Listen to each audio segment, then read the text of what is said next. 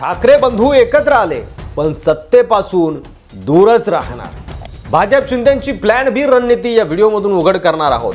राजकारणात नात्यांनी नव्हे रणनीतीने विजय मिळतो, भावनांना शून्य किंमत असते। ठाकरे ब्रँड मुंबईतून मुळापासून नष्ट करण्यासाठी काय ठरलंय महायुतीच्या गोटात, चला तर जाणून घेऊया। 27 जुलै रोजी मातोश्रीवर उद्धव ठाकरे यांचा वाढदिवस साजरा झाला आणि राज ठाकरे यांनी अचानक हजेरी लावून संपूर्ण महाराष्ट्राचं लक्ष वेधून घेतलं। बाळासाहेब ठाकरे यांच्या खोलीत तब्बल 20 मिनिटांची चर्चा, कौटुंबिक आठवणी आणि त्यात रश्मी ठाकरे आणि संजय राऊत यांचाही सहभाग। या भेटीचा भावनिक आणि राजकीय अर्थ दोन्हीही गहिरे आहेत, पण खरी चर्चा सुरू झाली आहे ती आता युतीबाबत। ठाकरे बंधू पुन्हा एकत्र आले तर त्याचा परिणाम मुंबई महापालिकेच्या राजकारणावर होणार हे नक्की आहे। पण भाजप आणि शिंदे गट डोळ्यात तेल घालून बसले आहेत। त्यांचा प्लॅन बी तयार आहे। भाजपला माहिती आहे की ठाकरे बंधू जर पुन्हा एकत्र आले तर मराठी मतांचं मोठं एकत्रीकरण होऊ शकतं। विशेषतः मुंबई, ठाणे, कल्याण, नाशिक या शहरी भागात हे फार महत्त्वाचं आहे। पण यासाठी त्यांनी नो रिस्क धोरण आखलेलं आहे।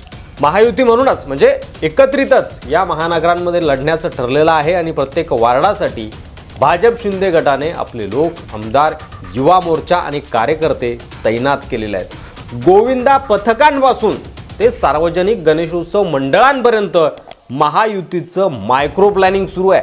ठाकरे ब्रँडला मुळापासून संपवण्याचं नियोजन सुरू आहे। देवेंद्र फडणवीस यांनी स्पष्टपणे म्हटलंय की महापौर महायुतीचाच होणार। त्यांच्या मते कोण कोणासोबत युती करतंय हे गौण आहे, कारण मुंबईच्या जनतेनं आधीच मनात ठरवलेलं आहे की सत्ता महायुतीच्या हातातच द्यायची।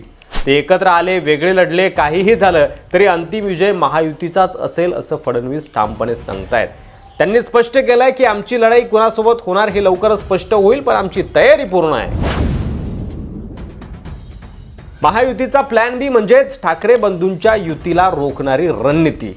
जर ठाकरे बंधू एकत्र आले तर मराठी मतांचं विभाजन होणार नाही। ठाकरे बंधू एकत्र सगळी मराठी मतं खेचू शकतात।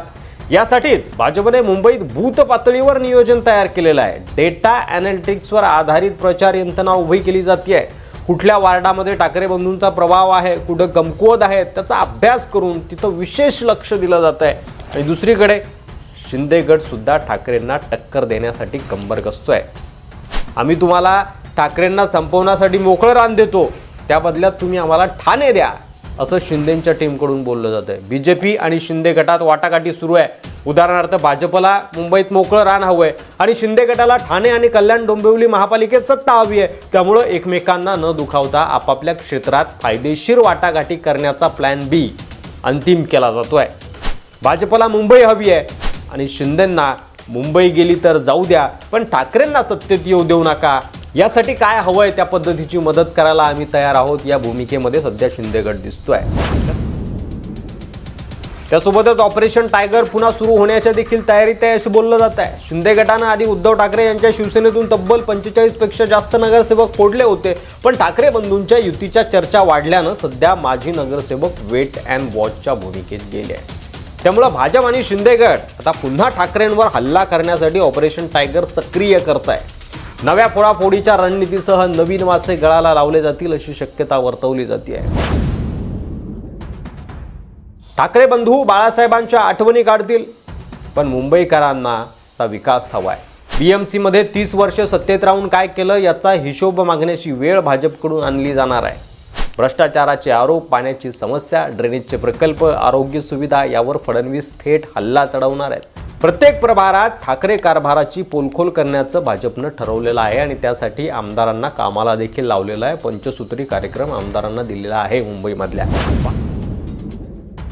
भाजपकडे कॅडर आहे, डेटा आहे, संघटन आहे, ठाकरे बंधूंकडे भावना आहे।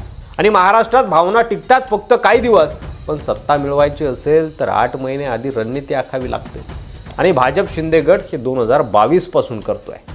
आतून छुपी रणनीती फडणवीस, आशिष शेलार, रवींद्र चव्हाण, प्रवीण दरेकर या सगळ्यांची सुरू आहे। हे नेते खूप आधीपासून कामाला लागले आहेत। ठाकरे बंधू एकत्र आले तरी सत्ता त्यांच्यापासून दूरच राहील असं एकंदरीत चित्र दिसतंय। ते एकत्र आले तरी निवडणूक जिंकण्यासाठी संघटन, पैसा, मजबूत कॅम्पेन बूथ लेवल प्लॅनिंग हवं असतं आणि हे सगळं आज महायुतीकडे आहे, ठाकरे बंधूंकडे नाही आहे. मुंबई महापालिकेसह ठाणे, नाशिक, कल्याण, डोंबिवली इथे सुद्धा भाजप, शिंदे गट आणि अजित पवार यांची महायुती प्रचंड ताकदीनिशी मैदानात उतरणार आहे. राजकारणात नात्यांनी नव्हे रणनीतीने विजय मिळतो आणि ती रणनीती फडणवीस आणि शिंदेंकडे आज दिसते, आज आहे. वास्तव मांडण्याचा मी प्रयत्न केलाय. आता भावना जिंकतात की रणनीती हे बघणं महत्त्वाचं ठरणार आहे, बघावं लागणार आहे. मात्र तुमचं मत काय आहे कमेंट नक्की करा. मुंबई महापालिकेमध्ये ठाकरे बंधू एकत्र आल्यामुळं ठाकरे ब्रँड जिवंत राहील का? पुन्हा ठाकरे मुंबईच्या महापालिकेवर भगवा फडकवतील का? सत्तेत राहतील का?